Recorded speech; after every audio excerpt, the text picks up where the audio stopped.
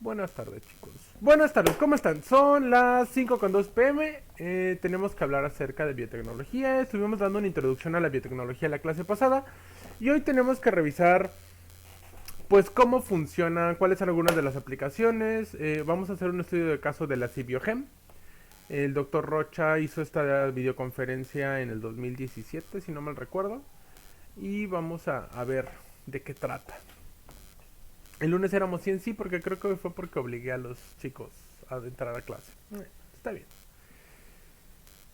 Comenzamos.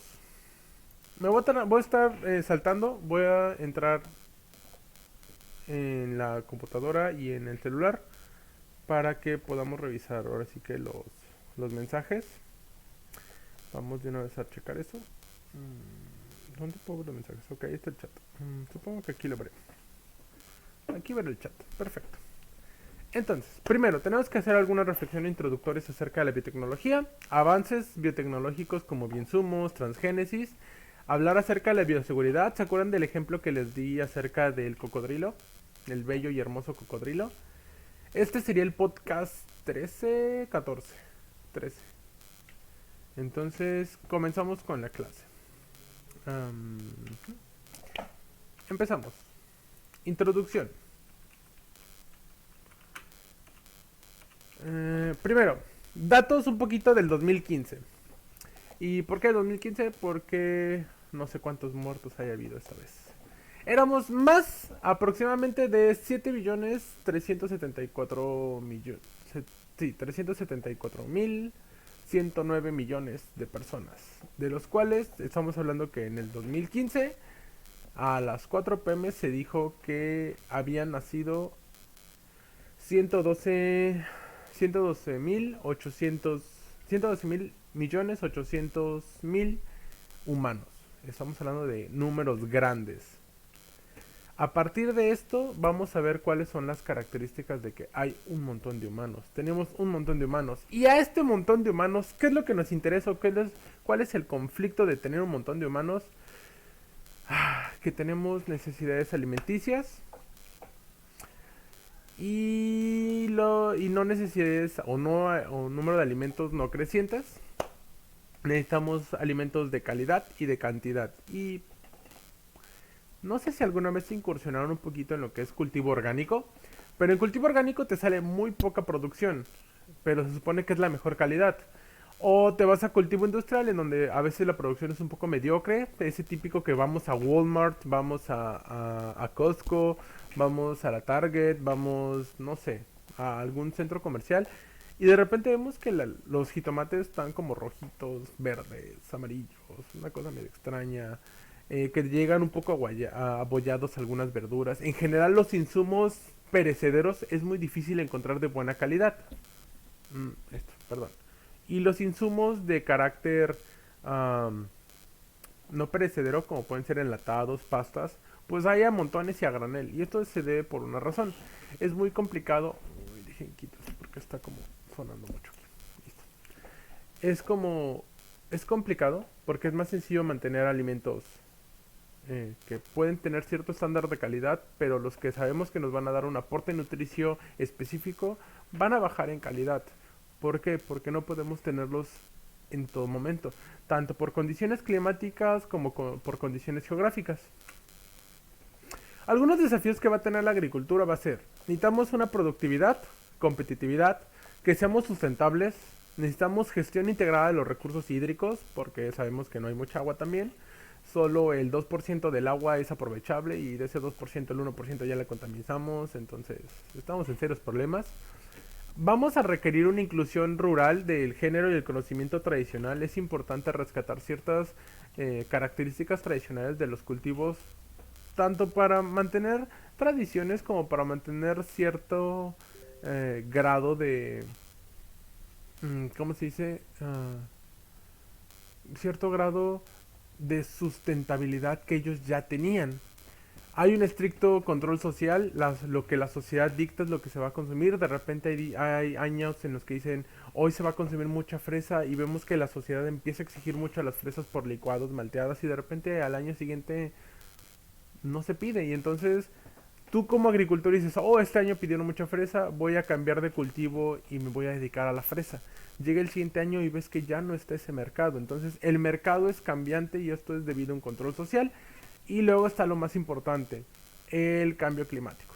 Existe el cambio climático, es algo real, no importa quién les diga, esto es real. Creas o no en él está ahí. Entonces hay que tener cuidado con estos parámetros. El estricto control social. Por ejemplo, todos opinan sobre el campo, aunque pocos tengan conocimiento de cómo producir en él. Todos te dicen, tal vez ustedes no estén acostumbrados porque son más industrializados por debido a la zona que tenemos. Pero si alguna vez se han topado en el campo, alguna vez han ido al campo, escucharán o verán que está siempre la constante de, ay no, podría crecer más, échale abono, le faltó algo. Y realmente necesitamos un conocimiento empírico y un conocimiento técnico para saber cómo cultivar. Tan así que yo les podría decir cómo hacer una pequeña jardinerita. Y estoy seguro que el 80% se les va a morir porque no tenemos todos los conocimientos necesarios para hacer un cultivo. Hacer lo mismo que antes difícilmente permite adaptarse a los nuevos retos. Siempre los agricultores, por ejemplo mi abuelo bueno, él era de fábrica, pero luego se volvió campesino porque él quiso. Eh, y dijo, es que a mí mi papá me enseñó a hacer esto. Y de repente le explicamos cómo funcionaban los jitomates de invernadero. Le construimos dos invernaderos de jitomate y voilà. Ahora todo está tecnificado. Pero es porque él aceptó que no podía mantener las condiciones que antes se tenían. Hay una visión romántica del campo en el que decimos que el campo es puro, el campo es bello, nos da aire limpio y pues si alguna vez han ido cerca de un campo industrial van a darse cuenta que es todo lo contrario, apesta a heces fecales, el cultivo en general, las tierras se encuentran en un proceso de erosión, pero ¿por qué? Por el uso intensivo que tenemos. Y aquí es a lo que va. Hay una sobrevaloración de lo natural. Que sea natural no significa que sea inocuo y seguro. Y tenemos un ejemplo muy claro de esto. ¿Y cuál es el ejemplo? Por desgracia, el coronavirus. El coronavirus es un ejemplo claro de que lo que proviene de lo natural no implica que sea inocuo y seguro. El coronavirus no fue creado, es un virus que pasó de organismos eucariotes al humano porque comían lo natural. Muchos habrán hecho el chiste de, es que por el coronavirus era porque comían sopa de murciélago. Y sí, tenían cierta razón. Y no era por comer, sino más bien por el contacto que tenías con esas especies. Pero lo natural tampoco indica que es inocuo. Entonces es como de, lo orgánico es bueno. Me ha tocado ver infecciones fúngicas en pacientes porque solo comían orgánico. Y era como de, sí sabes que hay hongos que son resistentes y que ya que son resistentes no van a decir, le dejo de poner el insecticida y se vuelve débil. No, van a quedar con la resistencia. Entonces, el cambio que ha generado el humano a este sector, en general a la naturaleza, no es reversible. Podemos atenuarlo, pero no podemos eliminar lo que ya hicimos en los procesos adaptativos de los organismos. Los organismos se adaptan, pero ¿por qué se adaptan? Pues simplemente se van a adaptar por las condiciones ambientales. Nosotros nos estamos adaptando a un sistema educativo en línea. Las bacterias igual se van a adaptar a los antibióticos, a los pesticidas. Lo mismo va a pasar con hongos y virus. Entonces hay que tener claro que este romanticismo que decimos, es que lo natural es bueno, lo verde es bueno, no. Hay que saber y hay que tener cuidado porque esto puede generar, pues, ciertos problemas a la salud. Un ejemplo claro, como decíamos, era el coronavirus, ¿no? Es un virus, no pasa nada. Y mírenos ahora. Continuamos. Ahora, como no todo lo natural es inocuo, vámonos a vernos un poquito de estadísticas. La agricultura orgánica hace uso de insecticidas botánicos. Que es como de, no es orgánico, no puede tener nada químico, nada malo. Vamos a ver qué pasa. El efecto de estos, por ejemplo, de estos insecticidas sobre organismos que no son el blanco. Por ejemplo, las abejas. No se había estudiado, no habían visto cuál era la toxicidad que tenían estos insecticidas que ocupan los orgánicos contra especies como abejas, mariposas, los polinizadores. Se demostró que hay una toxicidad aguda. Efectos letales y subletales por el extracto de ajo, la rotenona, los aceites de andivora, la citronela, el eucalipto, sobre abejas en larvas y adultos. ¿Qué significa? Que ese es un insecticida. Sí, así como yo les puedo decir, tomen penicilina. Pero la penicilina no va a matar solamente a la bacteria que los enfermó. Va a matar a toda la flora bacteriana que tengan dentro del cuerpo. Y las que lo resistan, pues se salvaron. Pero a las que no lo resistan, vamos a ver un serio conflicto en donde nos vamos a quedar sin flora intestinal. Por ejemplo, si alguna vez les ha dado diarrea, alguna vez les ha dado esta enfermedad en la que tienes que estar constantemente en el sanitario, se darán cuenta de una sola cosa. Que cuando pasa, si te mandan antibiótico, puedes estar 4 días con diarrea y curarte solo, bueno, a veces, o puedes estar un día con diarrea, ir al médico y curarte en 5 días. Pero dices, pero no me duele el estómago. No, pero sigues con diarrea. Ya no te duele nada, pero continúas con ella. ¿Y esto por qué va a ser? Esto va a ser debido a que eliminaste la flora intestinal, no solo de la que te estaba generando la enfermedad, sino mató todo lo que había en el intestino. Y entonces ahorita está readaptándose tu intestino con los pequeños vestigios de bacterias que tenía dentro de él, las que sobrevivieron. Entonces esa flora intestinal, tú te vas a sentir como pesado, como enfermo todavía, aunque ya no tengas nada, y eso va a ser porque tienes que renovar toda tu flora intestinal.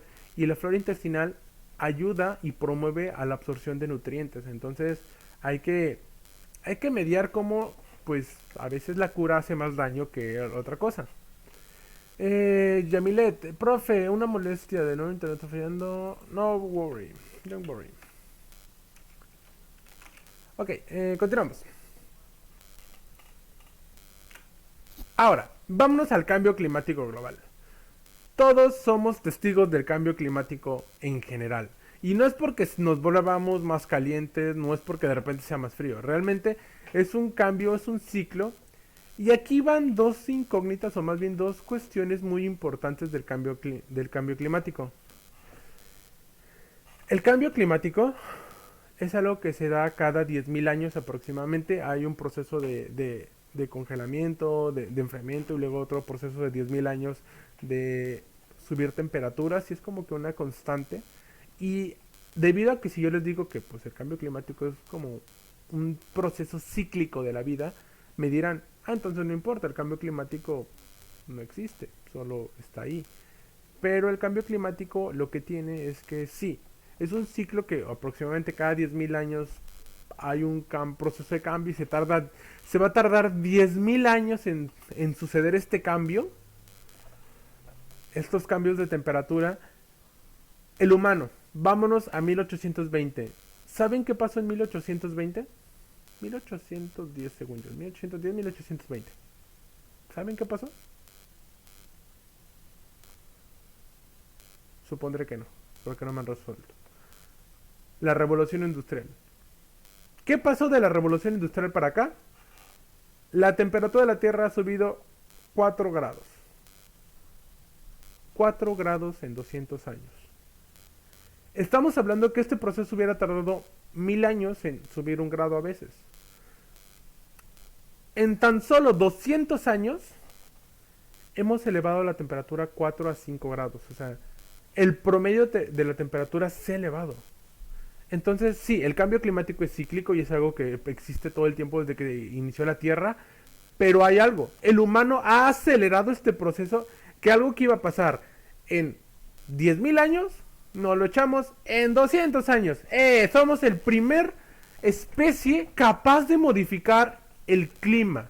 Ninguna otra especie había logrado modificar el clima tan rápido. Por ejemplo, ¿quiénes modificaron el clima así de rápido? Cuando vimos el origen de las especies. Las primeras bacterias, los primeros organismos fotosintéticos, ¿qué hicieron? Modificaron el clima debido a que empezaron a liberar oxígeno a la atmósfera. La atmósfera, de ser de CO2 en el Cámbrico, pasó a una atmósfera oxigénica, y esto provocó un cambio radical en los procesos de respiración, provocó un cambio radical en la temperatura del planeta. Pero se tardaron millones de años en producir este cambio. El humano, en 200 hermosos años, conseguimos acabar de toda manera con especies. El cambio fue real, el cambio climático es real. Si quisiéramos decir la palabra real es el aceleramiento del cambio climático global existe. Para que no me salgan aquellos que les gusta como Donald Trump a decir el cambio climático no existe y es como de cállese señor, cállese por favor. El cambio climático sí existe, chicos. El cambio climático está afectando a todo. ¿Por qué? Váyanlo. Tabasco se inundó. Tabasco todos los años se inunda. Pero cada vez se está inundando más. ¿Por qué? Porque hay más agua. Y entonces, debido a las modificaciones del terreno, podemos ver que hay menos infiltración del agua. ¿Cómo podemos ver esto? Porque las infiltraciones de agua es la capacidad que tiene el suelo de retener, absorber y mandar a los campos freáticos el agua. Como no está pasando porque ahora el agua no hay pastos, no hay raíces, no hay una estructura real del suelo. En ecología vamos a ver estructura del suelo. Esta estructura del suelo nos impide que haya retención y absorción de nutrientes, nos impide que haya absorción y retención de agua. ¿Qué es lo que pensamos? ¿Qué es lo que generamos? Un desierto. Hace 9 millones de años tal vez, el desierto del Sahara era una hermosa playa. ¿Qué pasó? Los cambios del planeta generaron que ahora fuera un desierto. El desierto del Sahara tiene tantos nutrientes que el polvo del desierto del Sahara viaja a través de todo el Atlántico, llega a la selva amazona, y en la selva amazona cae polvo del desierto Sahara lleno de nutrientes, lleno de diatomeas, que ocupan la selva para crecer y generar oxígeno. Sí, acá hay una pequeña mentirijilla que todos le decimos. Los árboles son el pulmón del planeta. No, no es cierto. Los árboles no son el pulmón del planeta. Los árboles son el pulmón de la zona en donde están. El océano es el pulmón del planeta. Todas las algas que existen en el océano, las que producen oxígeno, liberan oxígeno en la atmósfera y son mucho más en biomasa y en cantidad productora de oxígeno. Ah, vamos a cambiar el clima. Subimos la temperatura, las algas mueren antes de tiempo y empezamos a ver que los ciclos empiezan a cambiarse. Y entonces ciclos que tomaban 10.000 años ahora están tomando 200, 300, 400 años. No les digo, igual y cuando nosotros nos muramos vamos a seguir igual. Van a decir, es que el cambio lleva, sí. Pero hablémonos en un milenio. En un milenio tal vez a nivel ecológico ya no estén todas las especies, ya no estemos ni siquiera la sustentabilidad humana. En un milenio, 1000 años. Hablando de que esto hubiera tardado 10.000 años, hemos acelerado en un, ¿qué es? 90% estos cambios. Y esto sí es importante. Esto es lo que tenemos que entender de cómo se dan estos cambios y que la biotecnología nos está ayudando a comprender y a tratar de remediar, porque lo que queremos hacer es remediar, atenuar el efecto o si se puede volverlo reversible. Hasta ahora hacerlo reversible ha sido complicado, no es algo que digamos, ya lo revertimos, pero sí podemos atenuarlo. Y ya atenuándolo, continuando con biotecnología, continuando con los avances científicos, llegar a un punto en el que avance al grado de que ya no esté afectando, de que se pueda revertir. Estamos ganando tiempo. ¿Cuáles son los efectos globales? Si llueve en un área, por ejemplo, ahora hay lluvias en el desierto del Sahara, cosa que en los últimos 200 años no llovía en el desierto del Sahara. ¿Por qué? Porque es un desierto, no tenía por qué llover, ahora llueve. ¿Qué pasa con eso? Si llueve en el desierto del Sahara, el fósforo, el nitrógeno que está en el polvo del Sahara que va a llegar al Amazonas, ¿dónde se queda? Se empieza a infiltrar o es arrastrado al océano o es infiltrado y queda aprisionado, queda mineralizado en el suelo, en lugar de elevarse en forma de polvo y llegar a la selva. Por ejemplo, lo que les decía, el Amazonas depende del fósforo del Sahara para ser fértiles. Cada año, 27.7 millones de toneladas de polvo del Sahara alcanzan el Amazonas, el mayor transporte de polvo de todo el mundo. De ellas, 22 toneladas son de fósforo, que es igual a la cantidad de fósforo que pierde el Amazonas en lluvias e inundaciones. ¿Y esto qué significa? Que si empezamos a ver el cambio climático y dicen, es que ahora llueve en el desierto y ahora el desierto va a ser una nueva selva. Sí, existe la posibilidad. Que se den procesos adaptativos y que el desierto se vuelva una selva. Es una posibilidad. Pero va a pasar por el factor. ¿Se acuerdan de cuando vimos sucesión primaria, secundaria y terciaria? Ahorita el desierto va a estar en una sucesión primaria. Para que pase sucesión terciaria van a pasar miles de años. ¿Cuál es el conflicto? Que a la velocidad a la que estamos modificando, no nos va a dar tiempo de ver eso, o tal vez no le dé tiempo al planeta de lograr esa sucesión. Lo que estamos haciendo es interrumpiendo estos procesos de sucesión para beneficio humano. Es el único conflicto. Y creo que es lo único por lo que sí apoyo hasta cierto punto a los abrazárboles. Pero si vamos a hacer abrazárboles, vamos a hacer abrazárboles que sepamos qué estamos haciendo.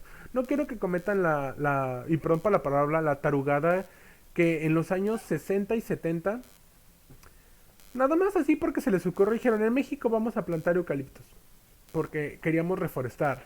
Y dijeron, es que el eucalipto crece súper rápido. Ah, sí, crece súper rápido el eucalipto. En 3 años tú tienes un árbol adulto. En 10 años tú ya tienes un planteo de árboles completamente. Cosa que un roble, un encino se tarda 100, 200 años. ¿Cuál es el conflicto con el eucalipto? El eucalipto libera taninos que erosionan el suelo, que matan a las plantas cercanas de él. Y entonces si ustedes fíjense en el CETIS, los árboles que están hasta atrás, donde está todo seco y feo, son eucaliptos.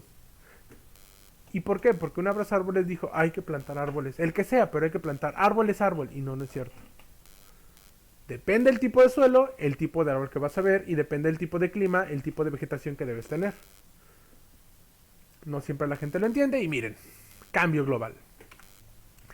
Este diagrama de flujo nos va a ayudar a entender cómo se dan los procesos pues, de ciencia a la tecnología, cómo hacemos la innovación y un poco de la institucionalidad, debido a que pues no somos una utopía, requerimos de que una estructura que nos diga cómo soltarnos el dinero o cómo hacer las cosas.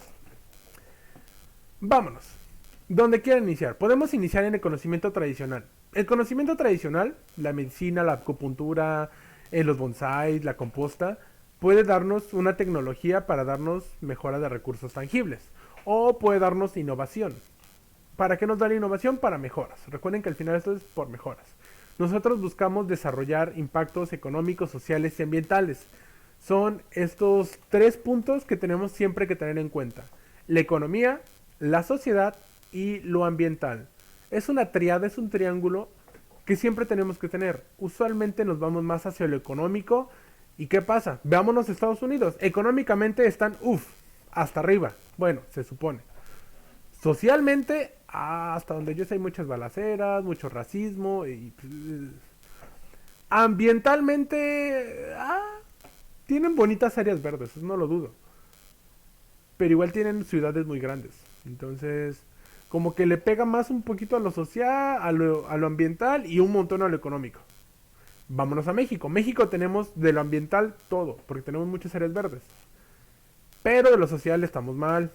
Y de lo económico no hablemos. Entonces hay que saber modular estos 3 puntos para llegar a un punto medio, un punto intermedio. Ahora, una vez que tenemos innovación podemos recurrir a las industrias. Las industrias y el mercado nos van a dar necesidades. Necesidades que nosotros a nivel social queremos consumir. Por ejemplo, el iPhone 10. Nadie lo quiere, nadie lo necesita. Podemos comprar cualquier otro celular, pero ahí vamos a comprarlo. Y vamos a comprar aluminio. Vamos a gastar en aluminio, cristal, Gorilla Glass, silicio, las grandes cantidades de silicio que se ocupan para los celulares.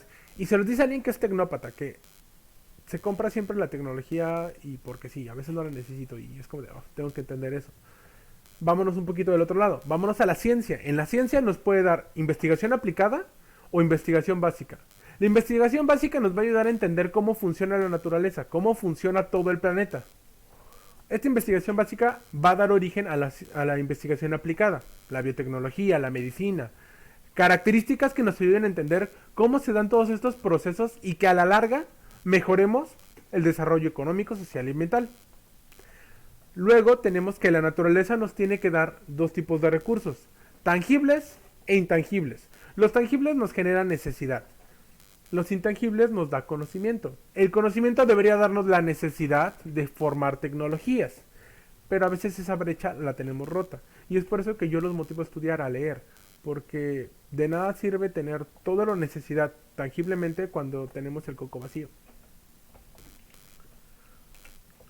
Ahora, ¿qué desafíos vamos a tener? Vamos a ver, hechos. Vivimos en una era de innovación. Ustedes no me van a dejar mentir.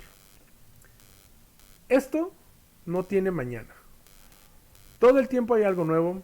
Las tecnologías siguen avanzando. Cada vez tenemos pantallas más delgadas, celulares más modernos, capacidad más grande. Vámonos. 1980, las primeras computadoras comercialmente aplicadas tenían 128 megabytes, creo, de disco duro, o era mucho, no me acuerdo. Eran unos discos cuadrados, me acuerdo que jugaba con ellos. Y todo, por ejemplo, el disco de 3 cuartos. 3 cuartos de megabytes, o sea, eran 3.2 megabytes, creo, lo que tenía un disquito. Y ahí estaba toda tu vida. Hoy, un celular, 128 gigabytes. Y lo llenas. Hay cambios. Es constante, vivimos innovando. Siempre hay una nueva tecnología, siempre hay un nuevo descubrimiento que encontramos. Y esto que provoca o que propicia que a la larga siga habiendo mayores necesidades, mayor gasto de recursos y que necesitamos buscar formas de atenuar el daño que vamos a provocar con estos pedimentos. Cosas que necesitamos fundamentar y que son esenciales. Hay que incrementar e intensificar la producción alimenticia, médica, de lo que ustedes quieran. Hay que aumentar la rentabilidad. Los que son de logística, ustedes saben muy bien que si no es rentable, no importa y desechas el proyecto. Los que son de programación y los que son de electrónica, lo mismo.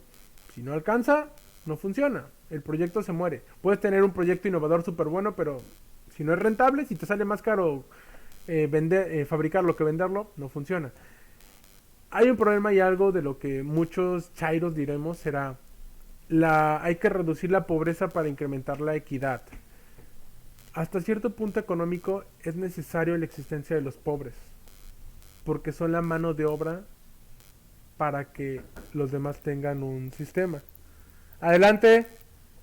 Entonces, este sistema nos permite entender cuáles son las características de... ¿Me permite un momento, chicos? Claro, claro, pásale. Sí, pásale. Perdón, chicos. Entonces, aquí es necesario entender cómo funciona, que es necesario sí reducir la pobreza, pero igual entender que económicamente es un bien necesario. Hay que responder cuáles son los desastres naturales. Los desastres naturales no pasan solo así porque sí.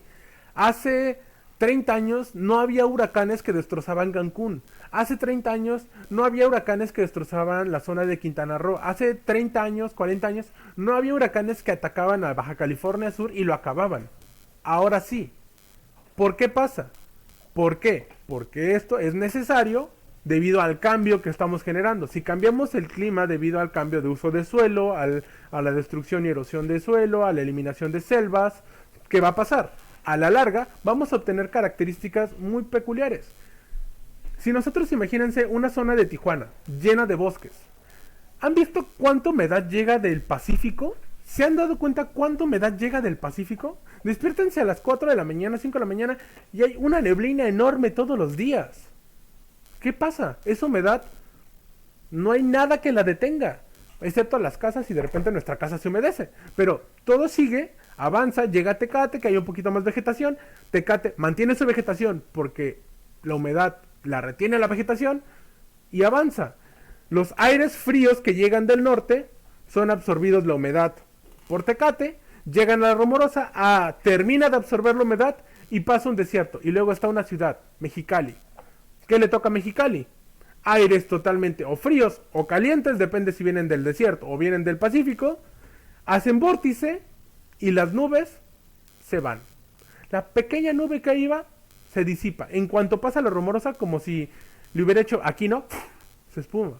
Y esto lo podemos ver, podemos cuantificar el cambio de entalpía, el cambio de calor, la retención calorífica de estos dos fenómenos debido a que no hay vegetación. Les aseguro que si empezáramos a poner plantas en Mexicali, artificiales obviamente, obtendríamos esa pequeña retención de humedad que bajaría un poco la temperatura de Mexicali. ¿A costa de qué? De modificar el ambiente. ¿Se dan cuenta? Es complicado disminuir el impacto ambiental. ¿Por qué? Porque al final disminuirlos puede generar otros problemas. La solución nunca es fácil. Para ello tratamos de generar nuevas tecnologías y fomentar su acceso, cosa y disclaimer contra nuestro gobierno de esta generación. El gobierno de México hoy va en contra de las energías. Dice, no, las energías limpias no funcionan porque son privadas. Sí, porque el privado es el único que le interesó económicamente hacerlo. Pero es necesario tener energías privadas por una simple razón. Si no hay energías de manera privada, no habría demanda. Entonces, ¿qué tenemos que hacer? Bajar los precios para reducir y generar que ahora sí, las energías limpias lleguen al pueblo. Con eso estoy de acuerdo. Lo que no estoy de acuerdo es decir, como son del privado, hay que ignorarlas. No. Es necesario construir plantas eólicas. Es necesario construir plantas solares. Son estorbosas, son ruidosas, son grandes. Sí, pero dan energía y mucho más que la que nos puede dar el petróleo. Porque sí, el petróleo nos va a dar mucha energía. ¿Cuál es el conflicto con él? El petróleo se nos acaba y ¿qué nos vamos a quedar? ¿Sin energía? Es necesario igual adaptarse al cambio climático. Como les dije, lo que hemos acelerado no lo vamos a revertir. Lo que podemos revertir es la aceleración. Generar un punto de fricción en el que se reduzca exponencialmente esta aceleración. Hasta tratar de obtener algo más o menos asimilable. Esto igual es necesario alcanzar una seguridad alimentaria. Y no es tan fácil decir que alcancemos una seguridad alimentaria. Porque el acceso a los alimentos va a depender de cómo esté la producción, cómo esté la rentabilidad y si es que sí queremos reducir o no la pobreza y la equidad. ¿Cuáles van a ser nuestros procesos? Pues fácil. Vamos a inducir procesos de innovación en la agricultura que puedan exigir ambientes propicios. Esto va hacia los marcos políticos, políticas reales, leyes, derechos, normas reales que rijan el uso adecuado del suelo, el uso adecuado del ambiente. Aplicación rigurosa de estas mismas leyes e incentivar el por qué hacerlas. Tenemos leyes, si se revisan los podcasts que tengo, el podcast 1 al 5 del año pasado, van a ver las leyes que existen a través de cuidado ambiental o las leyes ambientales. Y vamos a darnos cuenta que no las aplicamos. Estas leyes, existen, pero es ilegal y lo seguimos haciendo. Es necesario tener apoyo a la producción, sí. Eliminar intermediarios porque el productor gana 20 pesos por su kilo de producto. El intermediario se lo compra y el intermediario lo vende a 100 pesos. Y ya ganó 80 pesos simplemente por haberlo comprado antes. Hay que ver cómo hacemos un desarrollo crítico y una investigación de cómo vamos a hacer estos cambios. Fortalecer los sistemas de innovación. Hay que atraer a las inversiones, ver que el dinero llegue y al final desarrollar nuevos modelos de negocios. Lo que les decía, el modelo de negocios de intermediario es caro a nivel general, porque una persona se enriquece por algo que nada más llegó, lo tomó y lo entregó. Entonces, a veces eliminar ese intermediario es una buena opción. Avances que hemos tenido, pues hemos tenido de la revolución industrial para adelante. Bueno, de Mesopotamia, de hace 4.000, 5.000 años para adelante, hemos mecanizado, la agricultura ya es un poco más precisa, ya tenemos sistemas de riego y drenaje. Si alguna vez han ido a los sistemas de riego, literalmente sueltan el agua y ¡ay, que se vaya el agua! El agua que agarró la planta, pues la agarró y lo demás, que fluya. Ahora tenemos sistemas de riego, por ejemplo en Israel, que es de goteo.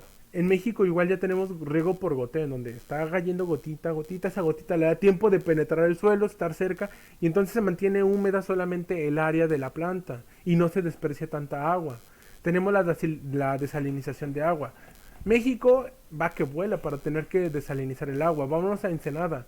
Tú agarra un poco de agua de la llave de Ensenada y te sabe a sal. ¿Por qué? Porque es agua desalinizada, porque no tenemos suficiente agua potable. Agricultura protegida, nanotecnología, biotecnología, que nos vaya a ayudar a resolver problemas productivos, como por ejemplo semillas tolerantes a la sequía, semillas que sean inocuas a ciertas enfermedades, semillas que generen plantas resistentes a plagas. Hacer uso de los bioinsumos como la biodiversidad. No solo tener un solo cultivo, sino estar cambiando los cultivos constantemente. ¿Para qué? Para evitar la generación de plagas.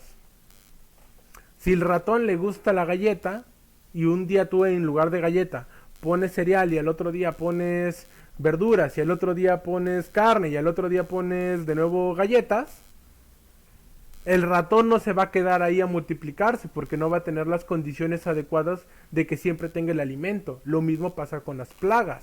Si no siempre está el alimento, la plaga se tiene que retirar. Igual, en general la naturaleza se va a adaptar y esta adaptación va a generar que tanto plaga como animal predador se regulen. ¿Cuál es el conflicto de esta regulación? Que no le damos tiempo. Que, ya acabó el año, vamos a tirar y volver a hacer todo. Entonces la plaga se queda y el depredador dice, ay, me quitaron la casa, pues me voy. Y entonces no le da un tiempo a ese nicho ecológico de adaptarse. Hacer herramientas o brindar herramientas de control de plagas y enfermedades, generar nuevos productos y procesos, tanto nuevas semillas, procesamiento de las semillas como en las enzimas, buscar fermentaciones, optimizar los gastos energéticos, buscar una agroindustria en el que tengamos un empaquetado, la vida del producto, la vida de anaquel del producto, porque, ay, sí, qué bonito se ven los tomates orgánicos recién cortaditos. Espérate una semana y ya están todos mayugados. Vete a la Walmart, compras un jitomate, llegas 2 semanas después y el jitomate sigue igual. Eso es biotecnología. Bueno o malo, pero es biotecnología. Trazabilidad, que podemos estar viendo esos cambios, podemos registrarlos, medirlos, acelerar procesos de diagnóstico y de detección. Es muy común que antes ni siquiera nos dábamos cuenta de la enfermedad hasta que, ya enfermó a todos. Ahora podemos ir viendo cómo evoluciona una enfermedad, cómo evoluciona una plaga, cómo evoluciona ciertas características y las detectamos y decimos, esto no, y lo queremos remover.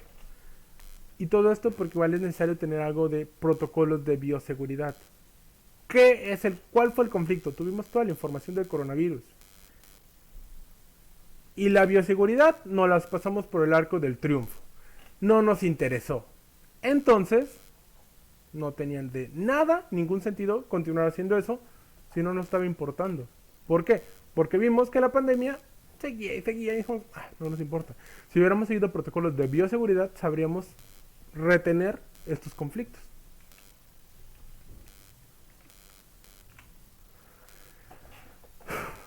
Cuestionamientos de escépticos, que están haciendo perder la credibilidad del conocimiento científico. Trump, están la pseudociencia, las teorías de conspiración, los datos y el conocimiento. Todas las disciplinas del conocimiento enfrentan una organizada y furiosa forma de oposición. Empoderados por sus propias fuentes de datos, sus propias interpretaciones, los escépticos declaran o han declarado la guerra al consenso de los expertos. Muchos no creen en el cambio global, muchos no creen en el cambio climático, muchos siguen creyendo que la Tierra es plana.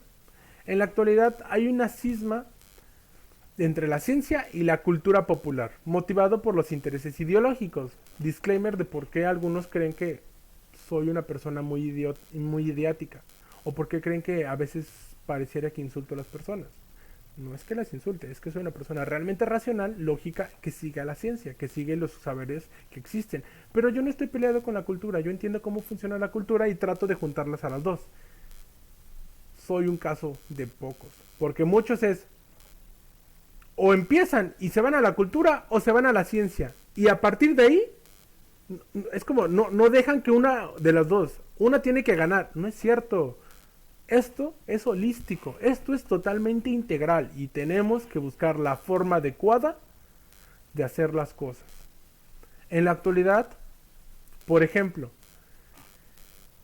hay importancia de los intereses ideológicos, intereses políticos, economía, religiosos. Y esto tiene efectos devastadores. ¿Por qué? Claro ejemplo, tú, en la cena familiar, hablas de política, hablas de religión o hablas de fútbol, que es cultura, y acabas en pleito en ese día, en tu casa. ¿Por qué? Porque no tenemos la capacidad de diferenciar los argumentos de las opiniones. No tenemos la capacidad de entender argumentos que rigen a una verdad común, a una verdad en consenso, a opiniones. Y una opinión no tiene un fundamento válido, porque es lo que yo opino. Yo opino, pues yo opino que el color azul es bonito. ¿Y por qué opinas que el color azul es bonito? Entonces si yo doy un argumento de que el color azul, debido al espectro de onda que tiene, la radiación de luz que posee, la absorción de la misma luz, genera que tengas una mejor absorción o percepción del color. Ese es un argumento que me permite entender por qué el color azul es bonito. Pero si yo digo el color azul es bonito, cualquiera va a llegar a decir, no, eso está mal. Cosa curiosa, a veces hacemos caso más a las opiniones que a los argumentos. Y ahí se los dejo de tarea, Cuestionamientos de los escépticos que sigan haciendo esto. Ejemplos polémicos. El movimiento antivacunas. Este movimiento antivacunas que yo no entiendo cómo es que los humanos podemos sentar, ya saben, en el que dicen, no hay que vacunar a nuestros hijos porque les da autismo. No hay que vacunar a los niños porque están mal. No.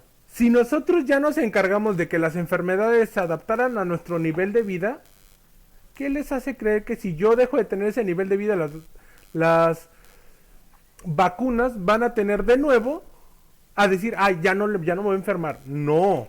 Esto ya les dije, no es reversible. Cuando una especie se adapta, ya es raramente que sea reversible. Y si peor, si la especie evoluciona, ya olvídenlo, eso ya es irreversible. Hubo resurgimiento de sarampión y rubiola, paperas en Alemania, Estados Unidos, Reino Unido, polio en España. Pues no que las teníamos erradicadas. El cambio climático, hay negación del fenómeno y la liberación responsable del ser humano. Dicen lo que les había dicho al inicio. El cambio climático es algo que existe cada 10.000 años, es normal. Es normal que cambie la temperatura. Sí es normal que cambie. Pero no es normal que cambie en 200 años. Debió cambiar en 10.000. Hay una diferencia enorme entre 200 y 10.000.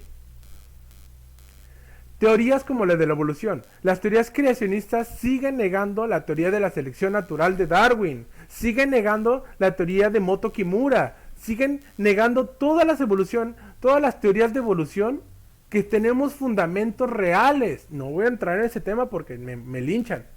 Pero yo ya les di a ustedes todos los fundamentos de qué teorías tenemos. Ustedes deciden en cuál quieren creer. Los transgénicos. Son malísimos. Es que le inyectaron ADN de rata a mi tomate y me voy a comer y me vuelve rata. No. Yo te puedo dar a tomar agua con ADN y no te va a pasar absolutamente nada. Lo único que vas a tener es que tu cuerpo va a decir, hay ADN, hay que romperlo, hay que descomponerlo, y nuestra síntesis de salvamento que tenemos, una ruta metabólica existente en nuestro cuerpo, va a rescatar esos nucleótidos para la síntesis proteica de ADN de nuestro ADN.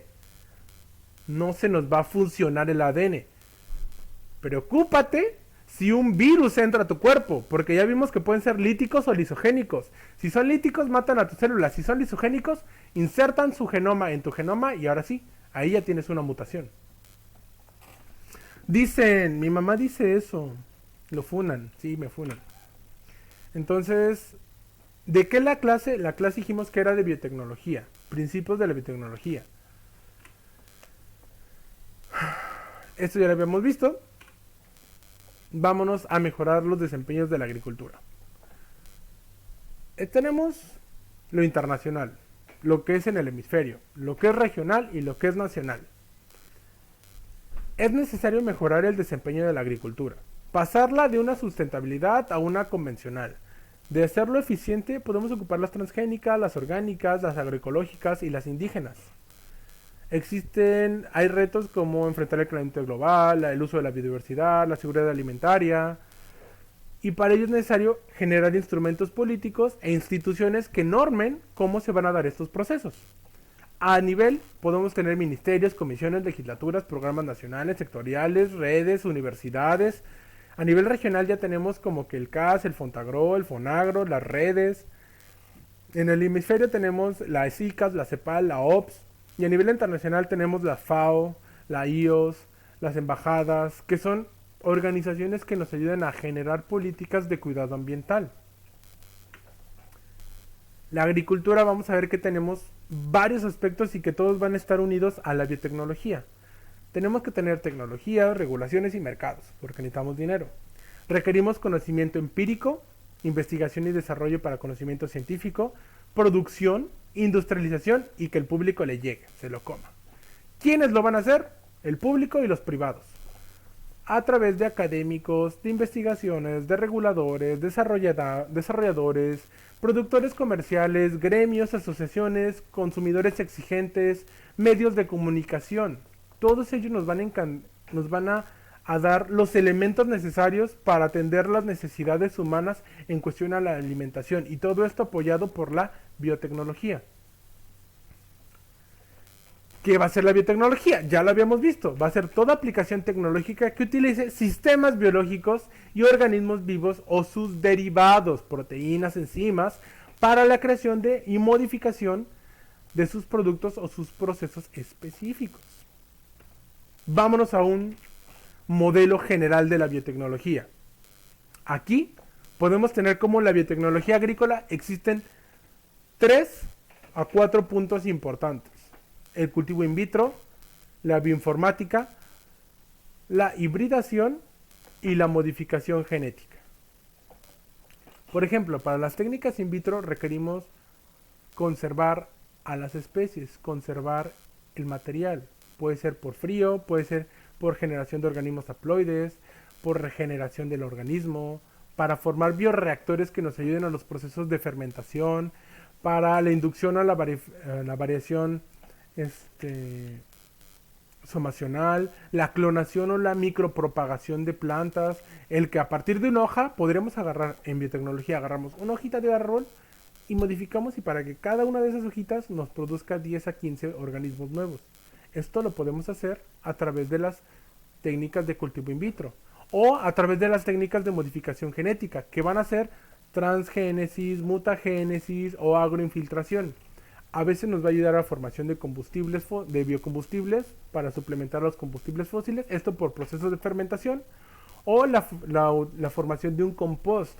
Cuando vemos compost en ecología, yo les enseño a hacer biofertilizantes a partir de un control biológico y de fermentadores para propiciar una descomposición de la materia orgánica rápida y eficaz.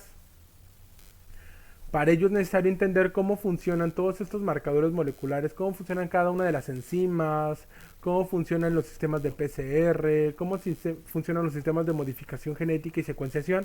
¿Para qué? Para llegar al punto de entender qué vamos a hacer con los organismos, en este caso vegetales. ¿Qué avances hemos tenido? Hasta ahorita hemos consolidado técnicas tradicionales. Limpieza, desinfección de tejidos, embriogénesis. ¿Qué es la embriogénesis somática? Lo que les decía, agarrar una hoja y a partir de una hoja obtener un organismo completo. Micropropagación clonal, que va a ser clonar a través de ese clon que generamos. Regeneración de cultivos, cultivos de anteras, que van a ser las estructuras sexuales o el polen. La criopreservación, la obtención de poder mantener vivas las semillas por más de un mes, 2 años, tener semillas vivas a través de congelarlas y poder tenerlas de aquí a 30, 40 años. El rescate de embriones para la recuperación de organismos perdidos. Igual hemos encontrado las herramientas fundamentales para la investigación agrícola básica y aplicada. Hay especies que sustentan la alimentación, como por ejemplo, un ejemplo de alimentación in vitro que tengamos, el arroz, la cebada, el trigo. Hay algunas que son in vitro. El rescate y la conservación de especies animales y vegetales. La propagación, por ejemplo, del banano. Ustedes nunca van a conseguir semillas de plátano. Jamás. El plátano es un clon. Van a agarrar una planta de plátano y la van a clonar. No existen las semillas de plátano. Hemos modificado tanto al plátano que el plátano ya no tiene semillas fértiles. Entonces, si un día una enfermedad mata un plátano, ya valió, porque vamos a perder a todos los plátanos, porque son clonas. Limpieza del material vegetal como el café, el cacao, el camote, o sea, que no nos enfermemos por consumir esos. Hemos podido consolidar, o queremos consolidar la producción de metabolitos que utilizan la industria farmacéutica, como el Placticel, La alimenticia como los colorantes, los conservadores, los saborizantes.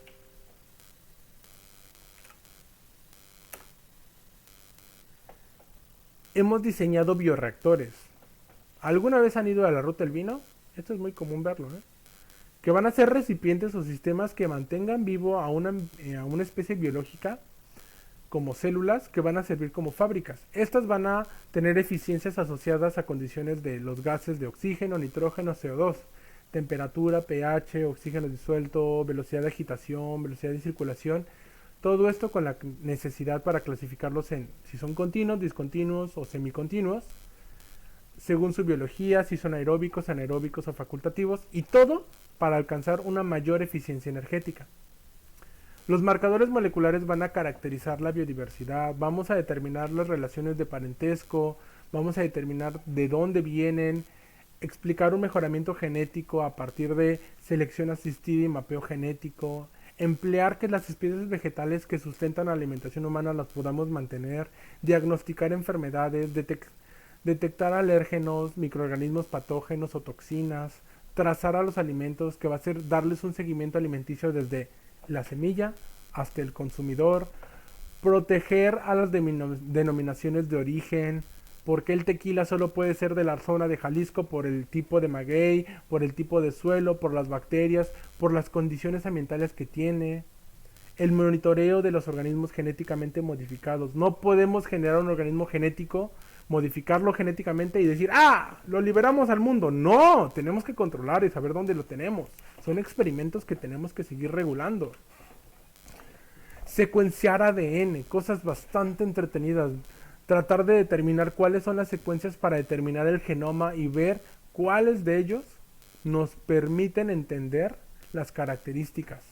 Por ejemplo, secuenciar el genoma humano nos tarda aproximadamente 24 horas por $1000. Tú vas, pagas $1000 y te dicen, quiero que me secuencies mi genoma. Y te van a secuenciar todos los genes que tengas. De aquí a que sepas qué hacer con ellos, pues no, pero puedes hacerlo. Entonces, hacer eso y bajar los costos de producción de ello. Para el 2001 costaba $1 millón no, $1 millón secuenciar el genoma. Hoy cuesta $1000. Está bien sencillo. ¿Qué avances de la genómica hemos obtenido? Hemos obtenido el durazno, la manzana, la fresa, la naranja, la tangerina, la papaya, la uva, que han sido especies que hemos modificado genéticamente. ¿Para qué? Para su uso comercial. Dice, ¿qué pasa cuando modificas un ADN? Cuando modificas al ADN puedes generar mutaciones. Estas mutaciones usualmente las metemos para mejorar la calidad del organismo o para obtener una característica que no tuviera y ver cómo reacciona ante esta característica. Entonces, esto se va a dar debido a que entendemos que estas modificaciones las hacemos para mejorar la calidad de las necesidades humanas. La biotecnología nació por la necesidad humana. Entonces es una actividad tecnológica propia del mejoramiento de calidad de vida.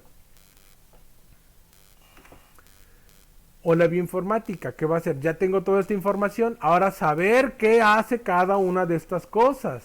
Minar los datos, hacer análisis de secuencias, hacer análisis proteicos, hacer análisis de bioinformática para revisar cómo van a funcionar las proteínas, cómo se van a ensamblar, para checar cómo funcionan las redes de biología y sistemas, las redes moleculares, los de la biología computacional, los modelados sistémicos biológicos, generar software libre, software de web, crear conocimiento. ¿Para qué?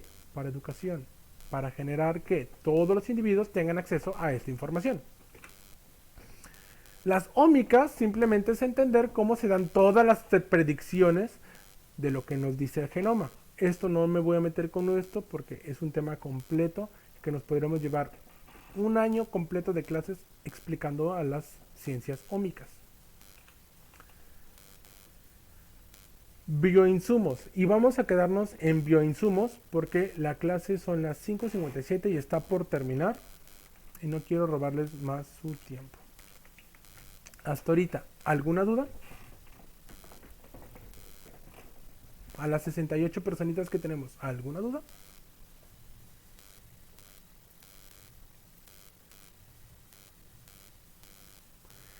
Si se modifican mal, ¿qué sería lo peor que podía pasar? Pues desde que se muera el organismo y simplemente es un experimento fallido hasta que usualmente no se modifican mal, sino que se adaptan muy rápido y pueden competir contra las características. Por ejemplo, tenemos una especie que no está modificada y luego tenemos una especie que sí está modificada. Y la modificada puede competir con la que no se modificó, opacarla y producir la extinción de esta especie. Entonces, eso es lo peor que podría pasar y es como que los peores casos. Sería todo por el día de hoy, chicos.